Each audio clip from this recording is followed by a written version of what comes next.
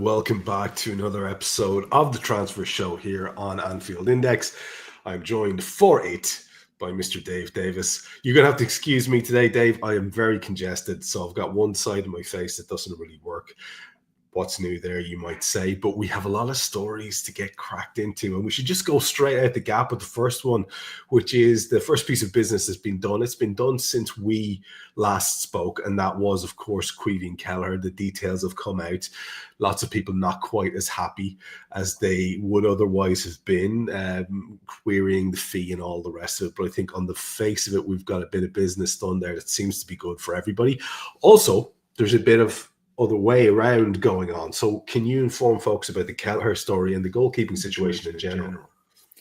Yeah, it's one in, one out on the goalkeeping front, isn't it? So Kelleher goes, it's up to, I think, 80 million quid, when all the add-ons sound very achievable by the nature of the deal. But a good exit, a well-liked player. Everyone hopes he does well. A nice bit in the kitty with Marmadashvili covering. So that is all good. At the same time, who do we get? We get a lad, not the Hungarian we expected, though, Trev. And I'm actually going to see if this plays for you all, people, because we've got his name, and I don't think we could even say it. So just listen to this carefully, people. This is from Ben Boxak, a Hungarian journalist. Armin Pécsi.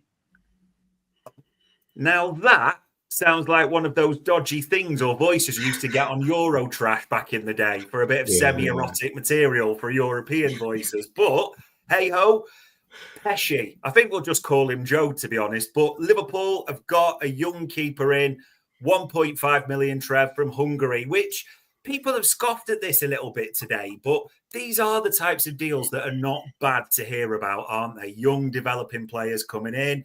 Liverpool having an eye on the future, the next crop at the same time as well. So that's a positive. And it does go with our good Hungarian little pal. Let's see his little social media. God, he loves a little social media post, little Milos, doesn't he, with his eyes or his different bits. This one, for all our info, is done. In fact, as me and you shared screenshots from multiple people saying this is done, all bar the announcement, the formal bit. So it looks, we fully expect by the end of, actually, let me revise myself. I'll save myself like a Tory politician here. It's not guaranteed, but the expectation is by the 10th of June on that Tuesday night, we've got two Hungarians in the door to fully talk about. It's tremendous stuff. I'm very much looking forward to hearing what happens with the Kerkez deal, the breakdown of it. But I'm hearing myself back here. Can you hear that? Teeny bit, bony a little bit. This is quite disconcerting. I'm going to have to just log out and log on a bit. Can you carry us on there, buddy? Because this is... I can't cope with this echo. Yeah, of course. I'm going to get out and come back. Okay. So why Mr. Downey resets, people, we have got you horny little bastards covered, because this has been the story of the week, hasn't it? Everyone's been like, it's 99, 99.1, 99.2. I think someone put 99.6 in the chat panel. Is this done for Florian Wirtz? And the start of the week was a little bit interesting for me, in the sense of, I'm sure you saw this story from David Ornstein that Arne Slot flew out, didn't he? Arne Slot flew out to actually visit Rayan Cherki and have that meeting with him, that chat. And it seems like he had that chat more to cover bases as the reports came in, that if anything went south with Wirtz, they just lined a contingency, is the word I'm going to use up there. But they're not going to need it. Simple as that. And City fans trying to make out that they've somehow won, as in Cherki's picked them. Like, what are you talking about? You clearly pulled out.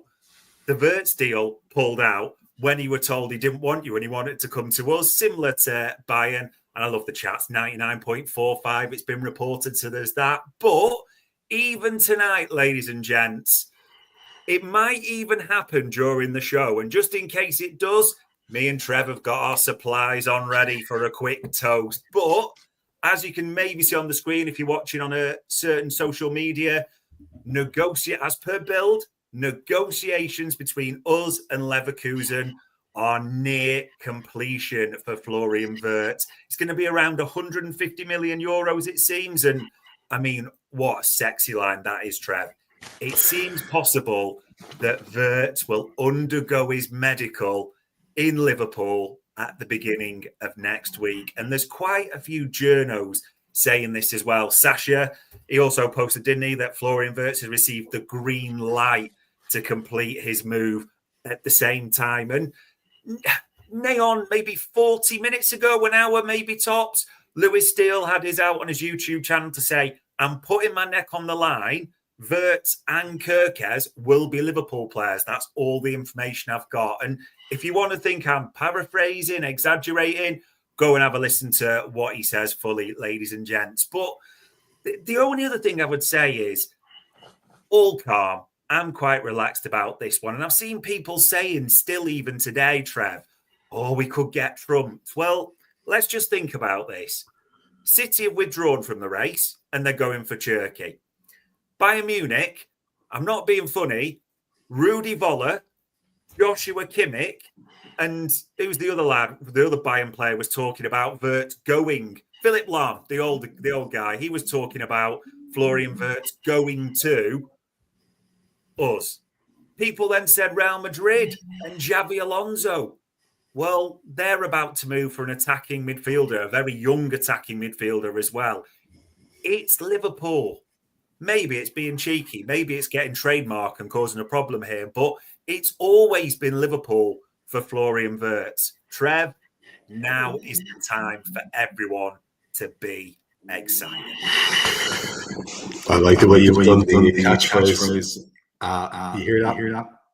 Little bit. Yeah, a little bit this time. It's got, by the way, it's got nothing to do with me being in Ireland, funny boys and the thing. This application's having a nightmare, Dave. I don't think we can do this, man. I'm going to have to leave you to carry the can. Sounds horrible. No worries at all. If it's not working, it's not working. I'll try and jump in later on. Okay, bye-bye. Magic. So there we are with Wirtz. What have we got up for you next, ladies and gents? You have to give me a bit of breath every now and again. The only thing that's worth mentioning is international. Third versus fourth. He talked about it in an interview, Florian Wirtz, so I don't know if he will play on this. I'm not fully sure, but we'll all be watching that third versus fourth. And don't pretend you didn't watch the game during the week. Did you see his cross? Did you see his goal? Did you see his header?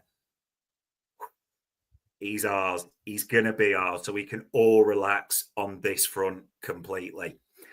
In terms of a player going the other way, this Luis Diaz story. Now, you may well have seen the various news from David Ornstein, Joyce, all the stories. This all accelerated yesterday, didn't it? And Luis Diaz was talking at the Columbia press conference, wasn't he? He was put up by his national team.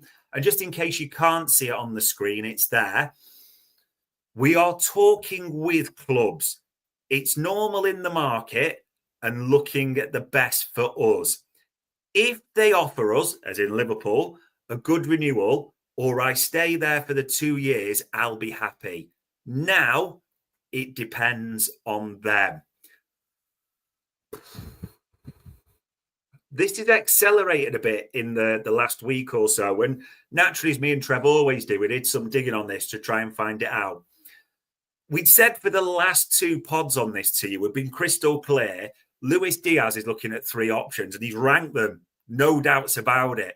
Number 1, he wants to go to Barcelona. That's the ultimate dream for him. Make no mistake about that. Number 2, he would stay at Liverpool, but he wants it with a contract renewal. That is number 2. Number 3, which is the luxury of maybe certain people, is the Saudi option, isn't it? Now, things are starting to become a bit clearer, aren't they? That Liverpool have made it clear. So you can see this to all the outlets. Again, we said this for the last few weeks.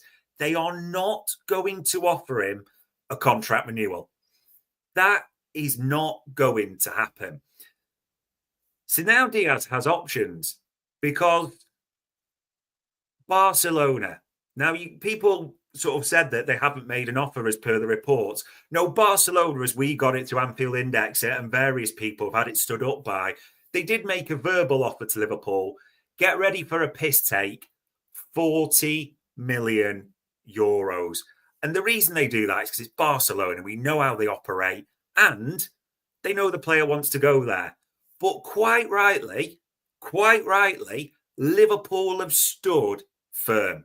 Liverpool have said, don't even bother ringing us back. And the reason they've done that is I'm sure many of you have seen, they said we're all waiting for that Saudi Arabia bid, aren't they? There's been various reports around this that Saudi Arabia and Al Nassr specifically, that club are ready to bring to the table around 85 million euros, which miles more than Barcelona will ever go to.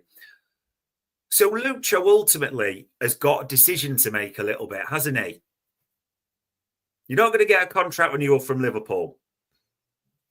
Barcelona are never going to ante up to that. It's Barcelona. We know how they work. It's not going to happen. Which means realistically, Saudi for the big money or stay. And stay with no contract renewal. This is my opinion on this personally, so that this isn't separate from the information that we've got at Anfield Index. I do think he'll take it because Liverpool are being clear that, and Lucho's even saying it there, isn't there? The mention of a good renewal, but Liverpool have been clear through all the patch journos, it's not going to happen. And Lee says there, Saudi is the only option. If Lucho wants a pay rise, it is the only option, isn't it? So I do think money may talk in this instance. And also, Liverpool, let's just be clear, they're not trying to boot Lucho Diaz out the door, but you know, when we've talked about it before on this podcast, they've genuinely got other options, aren't they, that they're looking at to replace him. So we'll have to see what develops. It's not going to happen in transfer window 1, if you want to call it that, before the 10th of June. We will see what develops until then. But yeah, definitely one to keep an eye on. And the other story is other left-wing colleague, you could say, Cody Gakpo, had a bit on that. There's been a few reports today. Mentioned it the other week as well. Lewis Steele and a few others said, absolutely, Bayern Munich have inquired about Cody Gakpo. Right now, Liverpool haven't got an interest in that. Cody Gakpo, though, is another player that is looking for a wage bump. You think as he comes into his third, his fourth year, we'd have to double check back, wouldn't it? I think it's fourth year or about to be fourth year with Liverpool, Cody Gakpo, that, or 3.5 January, yes, someone just corrected me there. But it's expected that a lot of the attackers normally get the wage bump, but I wouldn't put too much stead in Cody Gakpo leaving Liverpool. Him and his team are just looking for a new wage deal, as is Lucho Diaz. We'll see what develops. It's exciting on the winger front, the attacker front as well, isn't it? This one, Young Fede. What a banger of a tune. I don't know if anyone sees when Chiesa, or thinks it like me, but when Chiesa's face comes on the screen, the tune goes round in your head. But he has been talking this week, hasn't he? Saying the year is over, but it's an experience I would do again. Soon I will sit down at the table with the club, Fally, his agent, and my family to find the best solution. I wouldn't mind staying in Liverpool at all. People have latched on to this line. I understand why, because Lucho Diaz has said it. So you can't ignore it at all. He's made it quite clear. However, Lucho Diaz, Chiesa, bloody hell, get my wingers confused here. Federico Chiesa. However, the info that we've got with Chiesa is that he's already talking to Italian clubs. We've had that stood up by various people.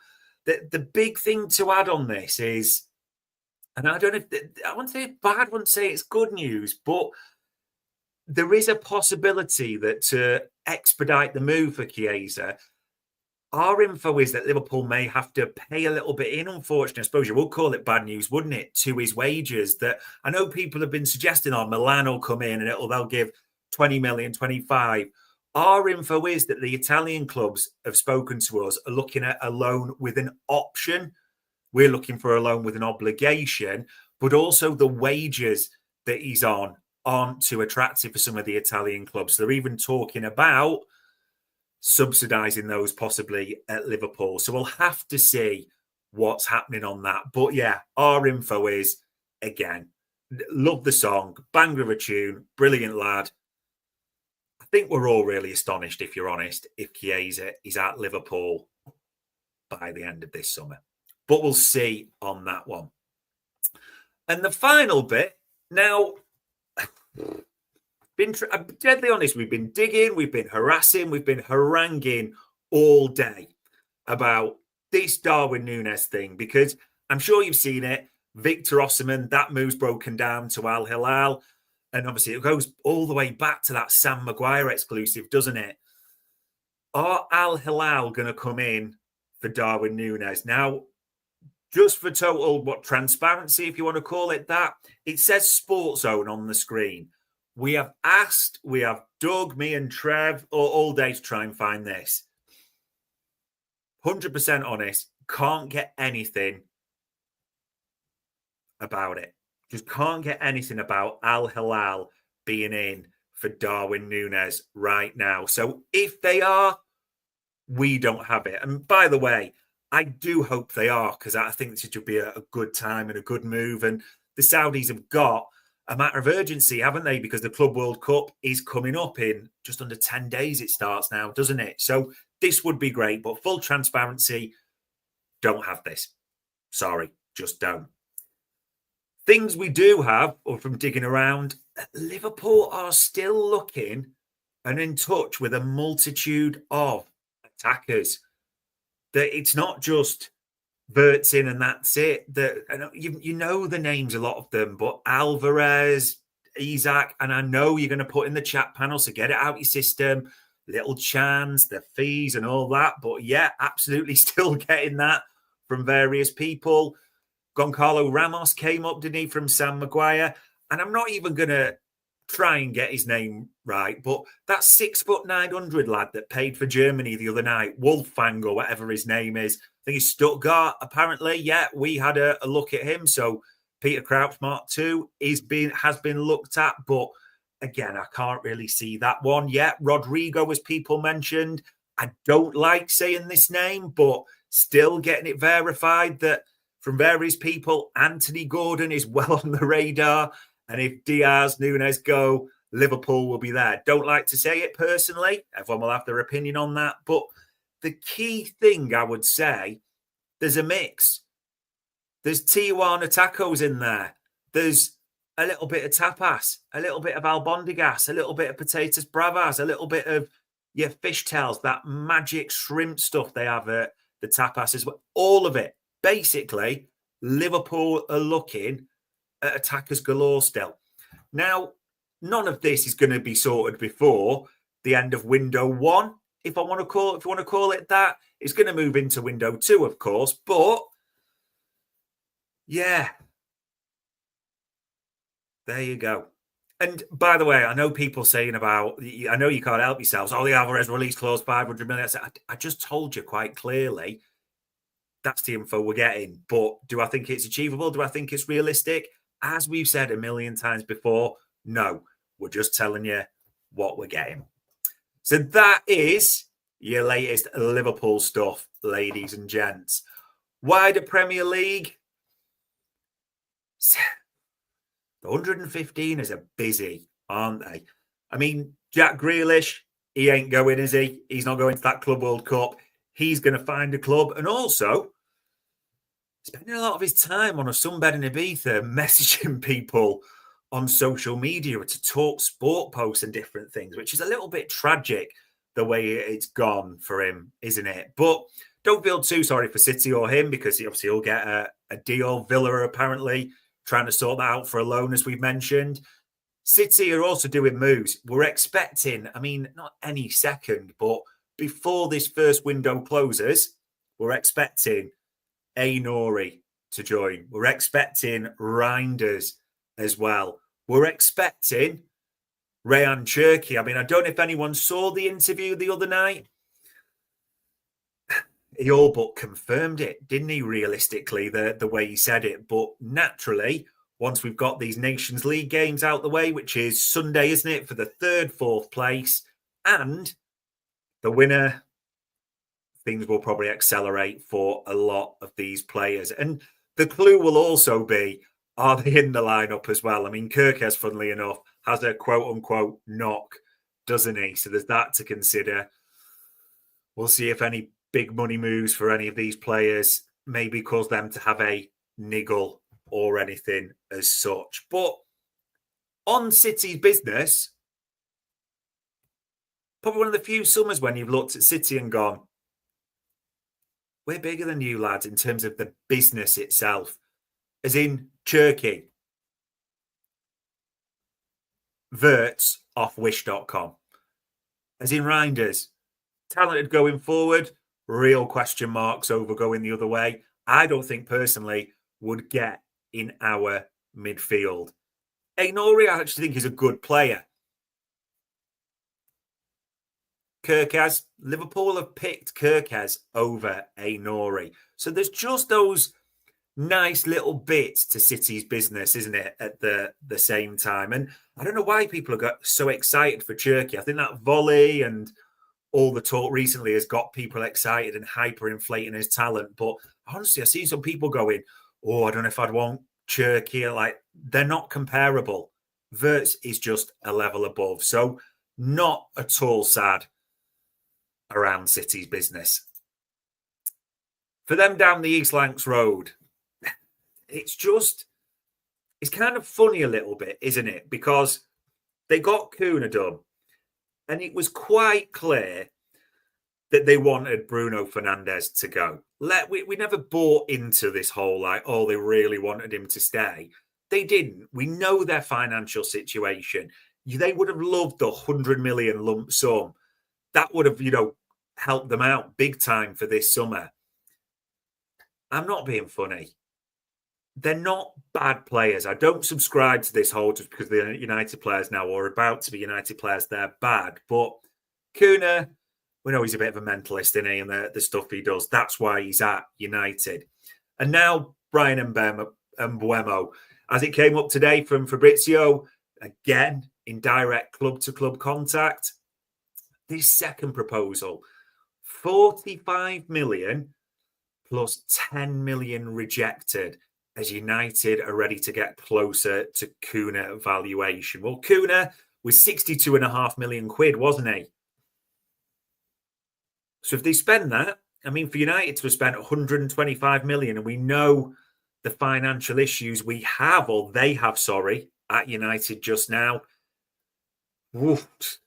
Now, so where do they balance that comes the other question. And I don't think there's much surprise in this as we say it. A lot of journalists we spoke to they're fielding offers for Garnacho as we speak. Did you see him on the tour where he was just disinterested? You saw Ruben Amorim laughing at him, didn't you, for all the different bits he was doing and the questions around him. So he is clearly going to depart. The other one, though, that quite a few journalists are mentioning to us as well, Kobbie Mainoo. That Kobbie Mainoo will be sold for the right offer. If you speak to quite a few journalists in and around United, they're adamant about that. So that's maybe one to keep an eye on in terms of balancing the books. They're trying to get rid of Højlund was the other one that's been mentioned. I mean, Inter Milan in for Højlund. What is a club that's just got to the Champions League final and going to be in the Champions League again? Sniffing around Højlund, but that is a discussion for a different day. And a few are mentioning there, absolutely. The wages that Mbeumo is asking for people. I mean, 200 grand plus. A good player. I don't want to say, good, bad. We don't work like that. But, yeah, overperforming XG. As in, a typical United signing. So we'll see what develops with this one. I wish Trev was here for this one, because Sweeney Todd looks like he is ramping up on a potential madness again. They've got Liam Delap. They've got Liam Delap on a 6+ 1 year deal. That's 7-year option. That's why they've beaten the 6 other competitors, as David Ornstein and others have mentioned, because of the wages and the deal. So that's one in the door. They're also, as we said last week, and we checked again, got it tonight earlier, absolutely the front runners still for Hugo Ekitike. In fact, a few journalists did suggest to us there will be zero surprise if that's completed or advances by the end of window 1. So yeah, Chelsea, Ekitike, red hot favourites. I know that'll disappoint a few Reds there, and we have had absolutely a look at Hugo Ekitike. We continue to be linked, but just being honest on the info we've got, it is a case that our info is Chelsea are right at the front there as well. You can see it on the screen as well that this one from Sky Sports and a few other sources, Chelsea have been offered the chance to sign Mohamed Kudus. Now, a lot of people early in the summer, us, from the info we had, expected that the Saudis would come in for Kudus, but he doesn't seem keen on that at all. And now it seems Chelsea are right there at the front of the queue. And in typical Sweeney Todd style, as it says there, with the Hammers inquiring about the availability of Robert Sanchez, who worked with Graham Potter at Brighton. Also that we had from a few journalists that Chelsea have said to West Ham, who would you like in exchange? How about Chalobah? How about Kieran Dewsbury Hall? Or how about our training ground or other stately homes we can offer up? That literally Chelsea are just doing what Sweeney Todd does all the time. And I mentioned Chalobah there. I mean, if you think the humiliation they put him through last summer, do you remember when he was changing at the bloody Pure Gym and everything like that? They banished him because they were trying to get him a move. Then he goes to Crystal Palace late on. And now he comes back. He does well. And how's he rewarded? Lad's back on the market. So Chelsea, yeah, Sweeney Todd may just be gearing up for a madness. We'll have to see what develops on that. Trev will be ultimately sad to have missed that segment. I have no doubts about it. He'll be sad to miss this one as well. This isn't the Forest of 2 years ago when we had about 26,000 in and 87,000 out, but they're batch cooking, ladies and gents, Nottingham Forest, aren't they? And John Textor's involved. Multi-club owners working together. I'm going to pronounce his name wrong, but is it Mavropanos, I think it's pronounced, the Forest and Olympiacos owner, working with Textor here. They have linked up. Thinking, what am I talking about? Well, they're signing 3 from Botafogo, aren't they? Igor Jesus is probably the best known, I'd say, of those, and a young centre-half, a young left-back, for around 35 million euros. So there's 3 coming in to Forest there to boost their Europa campaign for next year. Why am I talking about John Textor? Because we all know he owns Lyon. We all know the financial mess they're in. After talks between Mavropanos and Textor, there's 3 going across one way, and Mavropanos is sending 2 back to him, people, because Matt Turner, that US goalkeeper at Forest, and Danilo are set to move dirt cheap to Lyon. That's the plan. Whether it can all bear out, I don't know if Lyon are on some sort of transfer ban at the moment, but that is their talk they're having at the moment. So, yeah, Mavropanos and John Textor have been linking up. And also I'm mentioning John Textor because did anyone see the news about Crystal Palace? Not been successful, have they, in getting him, I don't know what you call it, removed, postponed as a secondary owner for UEFA rules and how that works as well. So, yeah, just another one to keep an eye on. And Alejandro, you're combining the two now. I probably am, mate. If you want him on pronunciations, I am not your man at all. Sorry. But yeah, there you go. The links between those two owners and how things are working in the Premier League. A couple of other just Premier League bits as well. Zabiani to PSG. They've made an offer. The Bournemouth centre-half, that's one to keep an eye on, we know. A few of you mentioned him in the chat panel. Yeah, a few Newcastle journalists that have said this, that João Pedro, the Brighton lad, is being looked at. They're getting defeated on a lot of their targets, Newcastle, at the moment. So it feels like maybe in a bad way for them, they're working down their list. So João Pedro from Brighton to Newcastle is one to keep an eye on. But the main two involve the North London clubs. If you look on the screen there, as per Fabrizio Romano, about 3-4 hours ago, Arsenal are in advancing in negotiations for Benjamin Sesko after initial concrete talks were reported last week. Discussions underway and they're proceeding well below all parties involved player and clubs. No agreement yet now or expected this weekend, but advancing. It's gone quiet on the Ocares one, hasn't it? It does seem, I have to be honest, it does seem like Benjamin Sesko, you predict, is going to end up as Arsenal's striker, which for us, I have to be honest, I'm not overly sad about. You never know what his ceiling is, and people will look at his raw attributes. But I look right now at Benjamin Sesko. Arteta's in trouble, and he needs to win now. He needs to win this season. He needs to win next season. Is Sesko going to be ready for that? Not for me personally. As Lee says there, Arsenal are welcome to him. Yeah, it's not one that I am at all sad about. I don't know if I'm sad about the other news coming out of North London. This has been the breaking news, hasn't it, in the last hour or so? Maybe no surprise. Ange Postecoglou has been sacked by Tottenham Hotspur. It isn't a surprise, really, isn't it? I mean, you could argue, and I get this argument, that won that trophy, brought Tottenham that success. How could you sack him? But when you see the league position, when you see the losses and everything that's happened, no, it makes sense, doesn't it? The only interesting thing for me is who's going to be his replacement, and names have started to develop, haven't they already? A few have linked Thomas Frank, Iraola at Bournemouth, so I'll be interested to see what happens there. But do you know what? Ange can stick with his quote, can't he? He can go out with his head held high, wins a trophy in his second season again.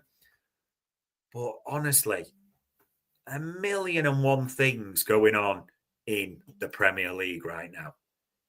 Another section that I know Trev will miss, Europe and wider. I mean, I don't know if I like this name anymore. Trent's other half, the Bellingham family, not Jude this time, Job. So another Bellingham heading to Dortmund. This time, Joe Bellingham on a 5-year contract. Now, I've got to be completely honest about that. I don't really watch, the Championship too often. I haven't seen him too often. Didn't think he was that great in the Championship playoff final, which was a terrible game anyway. So I think people are jumping to this, that he's going to be a young superstar, isn't he? That he's going to be the next one. It's going to be history repeated. Don't see it at all. But if this Bellingham approaches any of our youngsters or young players, he can get to. So we'll see what happens here. This one, ladies and gents, this is, for me, one that's not getting much coverage in the UK, but is a big move. Franco Mastantuono. Now, we've had Tom Robinson on this pod before, South American expert, so shout out to Tom around this, that this kid, this young Argentinian, is special. And it's been a two-way battle for this kid between the riches of PSG and Real Madrid. They were not paupers by any means, but you know what they're trying to get there. And they seem to have won the race. Real Madrid, as Fabrizio Romano says there, they are closing on a deal, expecting that here we go soon. Personal terms agreed. It's a 45 million euro clause. Now, I was kind of referencing him at the top of this show because all that talk around people going, oh, if we don't get Wirtz done, someone will nip in. Well, we said about City making it clear they've pulled out and Cherky and other moves they're going for. We talked about everyone at Bayern making it clear they've pulled out and the moves they're trying to sort at the moment. If you look at this as well, people were concerned that when Xavi went across to Real Madrid, could they nip in? Could they be the ones? Well, they're just signing a young, can play on the wing, but also an attacking midfielder now, aren't they, as well? So that's their money taken up. We nicked 10 million of it for Trent as well. So this story, whilst it's not directly linked, you could argue, people, it should be a little bit of comfort for you. Yeah. Really important, that one. So, yeah, that's the big money move that's kind of, I think, going under the radar a little bit at the moment, but we'll see. I tell you what's not going to go under the radar is everything Saudi related this week and all the way through till Tuesday the 10th at 7 p.m. These boys are going to be on it, and they're going to be on it hardcore. They've already started. They've got that new coach, haven't they? Straight away after the Champions League final, Simone Inzaghi is now the head coach of Al Hilal. He is in place for the Club World Cup. So that is one done. I'm probably going to lose track of the names because there's that many they tried for and that many they're going for. The rejections are stacking up a little bit, aren't they? Victor Osimhen has rejected them. He's rejected that move to Al Hilal. And in fact, Galatasaray look like they're going to absolutely annihilate their wage structure and record to get Victor Osimhen there permanently. That is what they're trying to do. It seems the only one that he's linked with as well, the only one that's there. So I think the expectation is Victor Osimhen ends up there. Now, because, and a few are putting this about Nunez, just in case you're joining late, I said at the top of the show, we've asked, we've harangued, we've checked as many people as we can around Darwin Nunez to Al Hilal, just not getting it. So it is hope. Yeah, of course, I think we all want that, but we do not have anything on it, being completely honest, right as we stand this second. Other rejections, though, we said Bruno Fernandes, he's rejected them, hasn't he? So that one is down the pan. Also, Theo Hernandez, AC Milan, that one also looks like it's set to be a rejection. So the Saudis don't care. They will just move down the shopping list. They're trying to get things done rapidly. And I'm sure many of you have seen the reports. They've already turned to Edison, the Atalanta and Brazilian international, a player that we've looked at before, well, allegedly under Jurgen Klopp. Maybe an alternate universe he is playing for us. But the Saudis are in for him. The other name that maybe, I don't know if this surprised you, but we mentioned Ange going. Son. A lot of the Saudi clubs are in for Heung-min Son. So I think there's a real expectation that he will go there for sort of one final payday, one final money move, if you want to call it that. And if he does, I wouldn't blame him at all. Because let's be honest, Son's been a brilliant servant for Tottenham. You know, a great reputation. He was one of those back in the day, if we're honest. And this is going back a while. You even thought about him as a Mane replacement, didn't you? But a few years ago, just to be clear. I think you're seeing Son now a bit like De Bruyne. The legs have gone, haven't they? So, yeah, that is fully expected to happen. A couple of others that may be moving out or one in, one out, if you want to call it that, with trying to get Osimhen in. The plan was actually for Al Hilal, as a lot of people have seen the reports, Alexander Mitrovic. Do you remember him? The former Fulham boy, looking at moving him out. So we'll see if anything happens with him, even on loan possibly, has been suggested. So we'll see what happens there.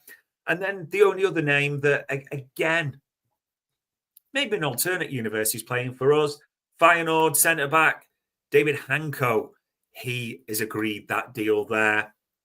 It's all pretty much agreed. So, yeah, there we go. There is a lot going on in the Saudi world. And just to be clear, you do think right up until Tuesday, the 10th of June, 7 p.m. And I know there's a second window coming, as people will talk about, but that's the one before the Club World Cup, isn't it? That's where they can get players in. That's where they can do a lot of trading. They are trying to make their moves as quickly as possible. And it will be interesting to see, does Inzaghi ask them for anyone specifically or really try and push anything? I think if I'm pronouncing it right, the veteran into centre-back of Serbia, is it? The one who scored the equaliser against Barcelona. He was linked, but that's been shut down as well. So we'll see if anything develops more with that.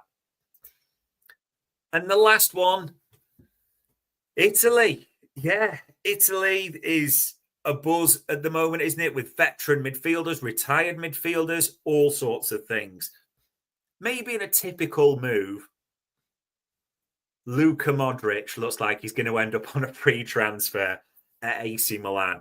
It all feels a bit 2010 onwards, doesn't it? Do you remember when they used to get Cafu, Rivaldo, Ronaldinho, all those players that were veteran midfielders or veteran attackers all ended up at AC Milan back in the day? And maybe it just feels like that, a bit of history there. But Luka Modric is expected to end up going to AC Milan there.